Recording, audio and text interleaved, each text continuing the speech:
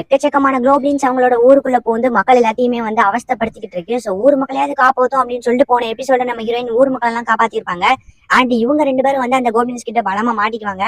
இவங்க சுட்டாலுமே அந்த கோபின்ஸ் வந்து உயிரோட வந்துகிட்டே இருக்கு. என்ன பண்றதுன்னு தெரியாம நம்ம ஹீரோயின் முடிச்சிட்டு இருக்கும் போதுதான் அவளுக்கு ஒரு ஐடியா வருது. அதாவது ஃபயரை வச்சு அட்டாக் பண்ணா கோபின்ஸ்க்கு ஏதாவது பெரிய இம்பாக்ட் ஏற்படுத்தும்னு நினைக்கிறா. பட் அவளுக்கு கன்ஃபார்மா தெரியல. சரி அப்படின்னு சொல்லிட்டு அவள் அங்க இருந்து டெலிபோர்ட் ஆகி வீட்டுக்கு போய் நியூஸ் பேப்பரையும் லைட்டரையும் கொண்டு வந்து இங்க அந்த நியூஸ் பேப்பர்லாம் கொத்தா போட்டு அதுல வந்து நெருப்பு பத்த வச்சு பத்தி விடுறா. அது நினைச்ச மாதிரியே பட்டாசியும் போட்டு விட்டோன்னே அது வெடிச்சு அந்த கிடக்கு கோப்ளின்ஸ் எல்லாம் வந்து அப்படியே வந்து சாக ஆரம்பிக்குது. இந்த கோப்ளின்ஸ் எல்லாம் வழி நடத்திட்டு வந்து அந்த லீடரே நம்ம ஹீரோயின் அட்டாக் பண்ணோன்னா அங்க இருக்க கோப்ளின்ஸ் எல்லாம் அப்படியே பின் வாங்கி ஓடி போயிரும். அதுக்கப்புறம் நம்ம ஹீரோயின் செக்யூரிட்டி வெளியே வந்துட்டு நாங்க இந்த கோப்ளின்ஸ் எல்லாம் முடிச்சிட்டோம் அப்படின்னு சொல்லிட்டு ஊருக்குள்ள இருக்க எல்லாத்துக்குமே வந்து சிக்னல் கொடுக்குறாங்க. அண்ட் கூட இருக்க செக்யூரிட்டியும் இங்க இருக்க கோப்ளின்ஸ் எல்லாம் நம்ம எப்படியோ வந்து அடிச்சு போட்டாச்சு. ஆனா ஊருக்குள்ள 20,000 கோப்ளின்ஸ்க்கு மேல இருக்கு. அவங்களை எப்படி அடிக்க போறோம்? நீ கொடுத்த கோல்டு காயின் எல்லாம் இங்க இருக்க கோப்ளின்ஸ் அடிக்கிறதுக்கே சரியா இருந்துச்சு.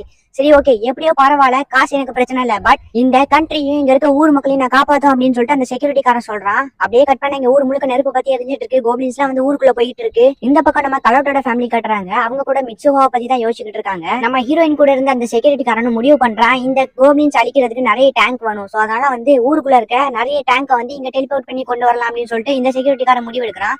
அண்ட் நினைச்ச மாதிரியே வந்து அங்க ஒரு மீட்டிங்கை போட்டு அங்க இருக்க டேங்க் எல்லாத்தையுமே அவங்க ஊருக்குள்ள கொண்டு வராங்க. அதோட நிறைய செக்யூரிட்டிஸும் இப்ப நம்ம ஹீரோயின் கிட்ட இருக்குது. நம்ம ஹீரோயினும் இந்த கண்ட்ரி இப்ப ஆபத்துல இருக்கு, உங்களால மட்டும்தான் இந்த கண்ட்ரியை காப்பாற்ற முடியும் அப்படின்னு சொல்லிட்டு எல்லாத்துக்குமே வந்து புத்துணர்ச்சி கொடுத்து எல்லாத்தையுமே வந்து சண்டை போட தயாராக சொல்றா. பட் அவங்க எதுவுமே சொல்லல. சரின்னு சொல்லிட்டு நம்ம ஹீரோயினும் ரூம்குள்ள வந்திருப்பாங்க. அவங்க முடிவு எடுக்கட்டும், அவங்க என்ன முடிவு சொல்ல போறாங்களோ நம்ம ஹீரோயின் யோசிச்சுட்டு இருப்பாங்க. கொஞ்ச நேரம் கழிச்சு வெளியே வந்து எல்லார்ட்டையும் கேட்டா நம்ம ஹீரோயின் கொடுத்த ஸ்பீச்ல எல்லாருமே வந்து ஒத்துக்கிறேன்னு சொல்லிடுவாங்க. சரி அப்ப தயாராகுங்க அப்படின்னு சொல்லிட்டு நம்ம ஹீரோயின் சொல்ல எல்லாருமே வந்து வண்டி ஏற்பாடு பண்ணிட்டு எல்லாருமே வந்து அந்த கோப்ளின்ஸ் அட்டாக் பண்றதுக்காக தயாராவாங்க. எல்லாருமே ரேடியோட நம்ம ஹீரோயின் வந்து அங்க இருக்க எல்லா டேங்கையும் மொத்தமா வந்து அந்த கண்ட்ரிக்கு டெலிபோர்ட் பண்ணிடுவா. அப்படியே கட் பண்ண இந்த சைடு நோபல் ஃபேமிலிஸ் எல்லாம் வந்து அந்த கோப்ளின்ஸ் அட்டாக் பண்றதுக்கான மீட்டிங் போட்டிருப்பாங்கல்ல, அந்த மீட்டிங்கை இன்னுமே முடிக்கல. இவங்க உட்காந்து மீட்டிங் போட்டுக்கிட்டே இருக்காங்க. அப்போ திடீர்னு அங்க ஒருத்தன் வந்துட்டு இந்த மாதிரி வெளியே வந்து பாருங்க அப்படின்னு சொல்லிட்டு சொல்றான். என்னன்னு சொல்லிட்டு எல்லாருமே போய் வெளியே பாக்குறாங்க. பார்த்தா அந்த இடத்துல வந்து டேங்கா இருக்கு. சோ அது மட்டும் இல்லாம நம்ம ஹீரோயின் பயங்கரமான செட்டப் பண்ணிருக்காங்க. கவலையப்படாதீங்க, இந்த கண்ட்ரியை காப்பாற்ற வேண்டியது என்னோட பொறுப்புன்னு சொல்லிட்டு நம்ம ஹீரோயின் வந்து அவங்க கிட்ட இருக்க டேங்க் வண்டி எல்லாம் வந்து ஒவ்வொரு திசையிலயும் ஒவ்வொரு வண்டியை பாத்தீங்கன்னா பிரிச்சு அனுப்பி விடுறாங்க. ஊர் மக்கள் ஃபுல்லா வந்து பாதுகாப்பா இருக்கணும்னு சொல்லிட்டு ஊர்ல நிறைய இடத்துல வந்து மிலிட்டரி செட்டப் எல்லாம் பண்ணிருப்பாங்க. பாக்குறதுக்கே பிரம்மாண்டமா இருக்கும். நம்ம ஹீரோயினுக்கு எப்படி இவ்வளவு அறிவுன்னு சொல்லிட்டு ஒரு நிமிஷம் அந்த செக்யூரிட்டியே கொஞ்சம் ஷாக் ஆகி போயிருவான் நம்ம ஹீரோயினை பார்த்து. அப்ப அந்த ஊர் மக்கள்ல சில பேர் இவங்க தான் பிரின்சஸ காப்பாத்துறாங்க அப்படின்னு சொல்லிட்டு சொல்றாங்க. அதுக்கப்புறமா ஆமா இவங்களை எனக்கும் நல்லா தெரியும் அப்படின்னு சொல்லிட்டு ஊர் மக்கள் எல்லாத்துக்குமே நம்ம ஹீரோயினை தெரிஞ்சிருக்கு. கண்டிப்பா இவங்களை எங்களை காப்பாத்திடுவாங்க நம்பிக்கை எங்களுக்கு இருக்கு அப்படின்னு சொல்லிட்டு ஊர் மக்கள் எல்லாம் சொல்றாங்க. கிட்டத்தட்ட நம்ம ஹீரோயின் எல்லா ஏற்பாடுகளையும் பண்ணிட்டாங்க. ஃபைனலா எதிரி நாட்டுக்காரங்களும் வந்து நிக்கிறாங்க. அவங்க கூட ஃபர்ஸ்ட் நம்ம ஹீரோயின் எந்த விதமான அட்டாக்கும் பண்ணல. பிகாஸ் இந்த ஒரு போர் வந்து பேச்சுவார்த்தையிலேயே முடிஞ்சு போயிருச்சு அப்படின்னா அந்த நாட்டுக்கும் வந்து உயிர் சேதம் ஏற்படாது, இந்த நாட்டுக்கும் உயிர் சேதம் ஏற்படாது. சோ 2 நாட்டுக்காரங்களும் உயிர் சேதம் ஏற்படாம தப்பிச்சிடலாம் அப்படின்னு சொல்லிட்டு நம்ம ஹீரோயின் பேச்சுவார்த்தையை தான் ஹேண்டில் பண்றாங்க. பட் அவங்க ரொம்பவே ஓவரா பேசுவாங்க. அதுவும் இல்லாம இவங்க நாட்டுக்காரங்க சில சோல்ஜர்ஸ் அட்டாக் பண்ணுவாங்க. நம்ம ஹீரோயின் அப்ப கூட வந்து பேசிக்கிட்டு தான் இருப்பாங்க. ஆனா அவன் வந்து பேச்சுவார்த்தைக்கெல்லாம் சரிப்பட்டு வர மாதிரி தெரியல. ரொம்பவே வந்து ஓவரா பேசிட்டு நிறைய சோல்ஜர்ஸ் அட்டாக் பண்ணிட்டு இருக்கான். சரின்னு சொல்லிட்டு இவங்க டீம் காரங்களும் அட்டாக் பண்ண ஸ்டார்ட் பண்றாங்க.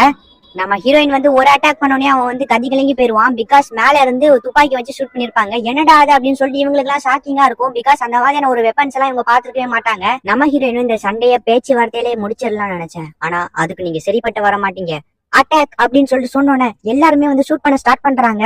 அங்க இருக்க சோல்ஜர்ஸ் எல்லாம் பயங்கரமா அடிவாங்க ஸ்டார்ட் பண்றாங்க. பட் இப்ப கூட நம்ம ஹீரோயின் அவங்களுக்கு எந்த விதமான உயிர் பாதிப்பும் ஏற்பட்ட கூடாதுன்னு கால்ல தான் ஷூட் பண்றாங்க. சோ அவங்க நகர முடியாத அளவுக்கு தான் ஷூட் பண்றாங்க.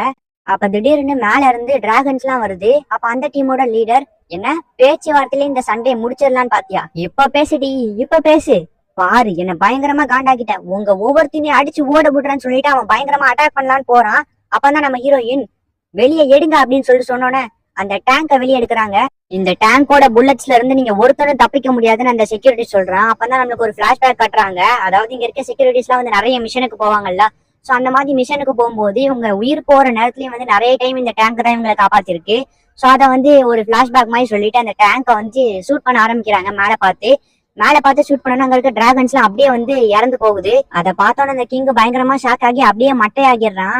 நம்ம ஹீரோயின் அவளை நான் முடிச்சிட்டோம் அப்படின்னு சொல்றாங்க. அதுக்கு அந்த செக்யூரிட்டியும் ஆமா நம்ம முடிச்சிட்டோம்னு சொல்றாங்க. அப்ப திடீர்னு ஒரு அதிர்வு ஏற்படுது. என்னன்னு பார்த்தா அங்க ஒரு பெரிய டிராகன் வருது. இந்த ஒரு டிராகன் மட்டும் அவங்க நாட்டுக்கு ஹெல்ப் பண்ணா நம்மளோட கதை காலி அப்படின்னு சொல்லிட்டு நம்ம ஹீரோயினோட கண்ட்ரில இருக்க எல்லாருமே வந்து பயப்படுறாங்க. நம்ம ஹீரோயினே இப்ப அந்த டிராகன் வந்து நம்ம ஹீரோயினோட நாட்டுக்கு எதிரா வந்து சண்டை போடுறதுக்கு துணிஞ்சுகிட்டு இருக்கு. சோ நம்ம ஹீரோயினுக்கு என்ன பண்றதுன்னு தெரியல. அங்க இருக்க நோபல்ஸ் கிங்ஸ் எல்லாருமே வந்து பயந்துகிட்டு இருக்காங்க. ஏன்னா பாக்குறதுக்கு அந்த டிராகன் வந்து அவ்வளவு பெருசா இருக்கு. பட் நம்ம ஹீரோயினுக்கு அதை பார்த்து கொஞ்சம் கூட பயம் இல்ல. இது ஏதோ ஒரு அனிமி மூவில பாக்குற மாதிரி ஏதோ காமெடியா ஃபேஸ் பண்ணிட்டு இருக்காங்க. நம்ம ஹீரோயின் இப்ப என்ன பண்றாங்கன்னா ஒரு ப்ரொஜெக்டர்ல அவங்களோட ஸ்கிரீனே வந்து பெரிய சைஸ்க்கு தெரிய வச்சிடறாங்க. அந்த டிராகனும் இவங்க சொல்றதெல்லாம் கேக்குது. இவ்வளவு வந்து அந்த டிராகனை ஷூட் பண்றா, அதுவும் பயங்கரமா அடி வாங்குது. அந்த டிராகனும் திருப்பி அட்டாக் பண்ணுது. எல்லாருமே பொறுமையா வாட்ச் பண்ணிட்டு இருக்காங்க நம்ம ஹீரோயின் பண்றத. பிகாஸ் ஆல்ரெடி எல்லாத்துக்குமே நம்ம ஹீரோயின் மேல நம்பிக்கை இருக்கு. ஏன்னா வந்து மக்களை காப்பாத்துறது நம்ம ஹீரோயின் தான். இப்ப நம்ம ஹீரோயின் பயங்கரமா அந்த டிராகனை அட்டாக் பண்ணி ஓரளவுக்கு அந்த டிராகனோட கதையவே முடிக்கிற மாதிரி போயிட்டாங்க. இருந்தாலும் அந்த டிராகன் விட்டு கொடுக்காம சண்டை போடுது. அதுக்கப்புறம் அந்த டிராகனுக்கே நம்ம ஹீரோனோட பவர் தெரிஞ்சிருச்சு. இப்போ ஒரு கிறிஸ்டல் அந்த டிராகன் அடைச்சு வைக்கிறாங்க. அந்த டிராகன் வெளியே வரதுக்கு என்னவோ ட்ரை பண்ணுது. அந்த டிராகன் அதோட சக்தி யூஸ் பண்ணி அந்த கிறிஸ்டலை உடைச்சு வெளியே வருது. கரெக்டா நம்ம ஹீரோயின் டெலிபோர்ட் ஆகி அதோட வாயிலே போய் ஷூட் பண்றாங்க. சோ அப்படியே அங்க இருந்து டெலிபோர்ட் ஆகி நம்ம ஹீரோனோட வீட்டுக்கே வந்து விழுறாங்க. பிகாஸ் அவ்வளவு ஹைட்ல இருந்து கீழே விழுந்தா நம்ம ஹீரோனோட கதையை முடிஞ்சிடும். சோ அதனால பெட்ல வந்து நைஸா விழுந்துட்டு மறுபடியும் இங்க டெலிபோர்ட் ஆகி வந்துடுறாங்க. அந்த அட்டாக் வாங்கினதுக்கு அப்புறம் டிராகன் அங்க நிக்கவே இல்லை. அது பயந்து அப்படியே பறந்து ஓடிடுச்சு. இந்த டிராகனே ஓடுனதுக்கு அப்புறம் எதிர்நாட்டு தலைவன் சும்மாவா இருப்பான். அவனும் வந்து அவன் கூட்டத்தெல்லாம் கூட்டிட்டு அங்க இருந்து தெரிச்சு ஓடுறாங்க. இப்போ ஒரு வழியா நம்ம ஹீரோயின் வந்து எல்லாத்தையுமே ஃபேஸ் பண்ணி அந்த நாட்டோட போரையே வந்து சூப்பரா அந்த கிங்டமே காப்பாத்திட்டாங்க. அங்க இருக்க சோல்ஜர்ஸ் எல்லாம் வந்துட்டு நம்ம ஹீரோயின் கிட்ட தேங்க்ஸ் சொல்றாங்க. நம்ம ஹீரோயின் பரவாயில்ல இருக்கட்டும்ங்கிற மாதிரி சொல்றாங்க. பார்த்தா இங்க இந்த செக்யூரிட்டி இருக்காம்ல, அவன் அந்த டிராகனோட பல்ல எடுத்துக்கிட்டுமான்னு கேக்குறான்.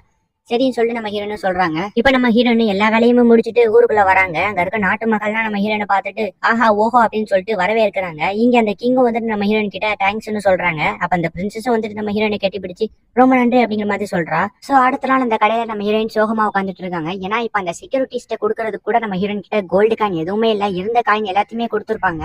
சோ அப்ப திடீர்னு யாரோ நம்ம ஹீரோயினை கூப்பிடுறாங்க. நம்ம ஹீரோயினுக்கும் கல் அவுட் மாதிரி தெரியுது. பார்த்தா அந்த பிரின்சஸ் தான். அந்த பிரின்சஸ் வந்துட்டு ஒரு லெட்டர் கொடுப்பாங்க.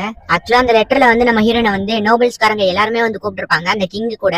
ஏன்னா வந்து நம்ம ஹீரோயின் இப்போ ஒரு கிங்டமே காப்பாத்திருக்காங்க. சோ அவங்களுக்கான ரிவார்டை கொடுத்தாகணும்ல. இங்க வந்து அந்த நோபல் ஃபேமிலியில உள்ள அண்ணக்காரர் இருக்காங்களா, அவன் வந்து நம்ம கிங்கையும் ஹீரோயினையும் காப்பாத்தினால அவனோட அப்பாவுக்கு ஒரு போஸ்டிங் கொடுக்குறாங்க. அப்பதான் இன்னொருத்த வந்துட்டு இந்த போஸ்டிங்லாம் பத்தாது, இவங்களுக்கு இவங்க செஞ்ச காலத்துக்கு இன்னும் கொஞ்சம் அதிகமான போஸ்டிங் கொடுக்கணும்னு சொன்னேன். ஆமா நீ சொல்றது சரிதான் சொல்லிட்டு அந்த கிங்கும் அந்த நோபல் ஃபேமிலி அண்ணங்காரனோட அப்பாவுக்கு இன்னும் கொஞ்சம் பெரிய போஸ்டிங்கா கொடுக்குறான். சோ இப்ப அடுத்த நம்ம ஹீரோயின் தான். நம்ம ஹீரோயின் இப்போ ஒரு கிங்டமே காப்பாத்திருக்காங்க. சோ உனக்கு என்ன வேணும் அப்படின்னு சொல்லி கேக்குறாங்க. நான் ஆக்சுவலா வந்து நான் சொன்ன மாதிரி நான் வந்து ஒரு மெசேஞ்சர் தான். சோ என்னோட நாட்டுல இருக்க செக்யூரிட்டிஸ் எல்லாம் இங்க கூட்டிட்டு வந்து நான் உங்களுக்கு ஹெல்ப் பண்ணேன். பட் ஆனா என்னோட நாடு நான் மத்த நாட்டுக்கு உதவி பண்ணனால அவங்க இப்ப என்ன நாட்டை விட்டு துரத்திட்டாங்க. இதை விட மோசமான நிலைமை என்னன்னா இப்ப அந்த செக்யூரிட்டிஸ் கிட்ட கொடுக்கறதுக்கு எனக்கு பணமே இல்ல. உங்களால முடிஞ்ச எனக்கு 40,000 கோல்டு காயின் மட்டும் தாங்க அப்படின்னு சொல்லி நம்ம ஹீரோயின் கேக்குறாங்க. அதுக்கு அந்த கிங்கும் 40,000 கோல்டு காயின்ஸ் இந்த கிங்டம்லயே கிடையாது. பட் ஆனா இங்க இருக்க நோபல்ஸ் எல்லாம் உனக்கு ஏதாவது பார்த்து தருவாங்கன்னு சொன்னா ஆமா நான் 2,000 கோல்டு காயின் தரேன், நான் 3,000 கோல்டு காயின் தரேன், நான் 5,000 தரேன் அப்படின்னு சொல்லிட்டு ஒவ்வொருத்தரும் ஒவ்வொரு அமௌண்ட் சொல்றாங்க. சோ அதுலயே வந்து நம்ம ஹீரோயினுக்கு தேவையான பணம் கிடைச்சிருச்சு. நம்ம ஹீரோயின் ரொம்ப சந்தோஷப்படுறாங்க. அதுக்கப்புறம் அந்த கிங்கும் சரிமா உனக்கு வேற ஏதாவது வேணுமா அப்படின்னு சொல்லி கேக்குறாங்க. அதுக்கு நம்ம ஹீரோயினும் ஆமா நான் சொன்னோம்ல என்ன இந்த ஊரை விட்டே துரத்துட்டாங்க, எனக்கு போறதுக்கு ஊரே இல்லைன்னு, அதனால நான் இந்த கிங்டம்லயே இருக்க முடிவு பண்ணிட்டேன். சோ இந்த கிங்டம்ல இருக்கிறதுக்கான எனக்கு சிட்டிசன்ஷிப் மட்டும் தாங்க அப்படின்னு சொல்லிட்டு நம்ம ஹீரோயின் கேக்குறா. என்ன உனக்கு குடியுரிமை வேணுமா இந்த நாட்டுல? இந்த நாட்டை காப்பாத்துனதே நீதான், உனக்கு இல்லாத குடியுரிமையா? நான் இப்பவே தரமா, அதுவும் இல்லாம உனக்கு ஒரு பேலஸை செட் பண்ணி தரேன், இந்த கிங்டமே உனது அப்படின்னு சொல்லிட்டு அந்த கிங் சொல்றான். இப்ப நம்ம ஹீரோயின் அவளுக்கு கிடைச்ச கோல்ட் எல்லாம் அங்க இருக்க செக்யூரிட்டிஸ்ட கொடுத்து அவளோட கடனை முடிச்சிடுறா. அந்த செக்யூரிட்டிஸ் இருக்காம்ல அவன் வந்து ஆல்ரெடி வந்து அந்த டிராகனோட பல்ல எடுத்திருப்பான். அந்த டிராகனோட பல்லுக்கு இப்ப பெரிய டிமாண்ட். சோ அதனால அதை வச்சு நான் வந்து பெரிய லாபம் பார்த்துட்டேன் அப்படின்னு சொல்றான். அதுக்கு நம்ம ஹீரோயின் அப்ப என்கிட்ட கொஞ்சம் பணத்தை கம்மியா வாங்கினா என்ன அப்படின்னு சொல்லிட்டு கேக்குறாங்க.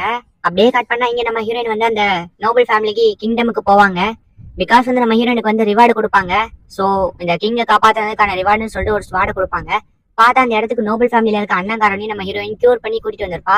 அவனை பார்த்தோன்னு எல்லாமே ஷாக் ஆகுறாங்க. அவனுக்கும் ஒரு ஸ்வார்டு கொடுத்திருப்பாங்க. பிகாஸ் அவனும் கிங்கை காப்பாத்திருப்பான். சோ இப்ப ரெண்டு பேருமே வந்து உட்காந்து பேசிட்டு இருக்காங்க. உன்னாலதான் எனக்கு இந்த ஸ்வாடு கிடைச்சிச்சுன்னு அவன் சொல்றான். அதுக்கு நம்ம ஹீரோயினும் இல்ல இல்ல நீ தைரியமா போய் கிங்க காப்பாத்தினாலதான் இந்த ஸ்வாடு உனக்கு கிடைச்சிச்சு அப்படின்னு சொல்லிட்டு சொல்றாங்க. அப்படியே கட் பண்ண நம்ம கலவுட்ட காட்டுறாங்க. நம்ம கலவுட்ட பாக்கிறதுக்காக ஹீரோயின் வந்திருப்பா. நம்ம ஹீரோனை பார்த்தோன்னா கலவுட் ஓடி போய் பயங்கரமா கட்டி பிடிக்கிறா. நம்ம ஹீரோயின் அங்க நடந்த விஷயம் எல்லாத்தையுமே சொல்றாங்க. எனக்கு இப்ப அந்த நாட்டுல ஒரு குடியுரிமை கிடைச்சிருக்கு, இனிமே இந்த நாட்டுல நான் தங்க போறேன், எனக்கு இப்போ கலவுட்டு வேணும், கலவுட்டி நான் கூட கூட்டிட்டு போலாமா அப்படின்னு சொல்லிட்டு நம்ம ஹீரோயின் கேக்குறா. கலவுட்டுக்கும் ரொம்ப பிடிச்சிருக்கு, நானும் போயிட்டு வரேனே அப்பா அப்படின்னு சொல்லிட்டு கலவுட் அவங்க அப்பா கிட்ட கேக்குறா. சரி அப்படின்னு சொல்லிட்டு அவங்களோட அப்பா அம்மாவும் சம்பாதிச்சிடுறாங்க.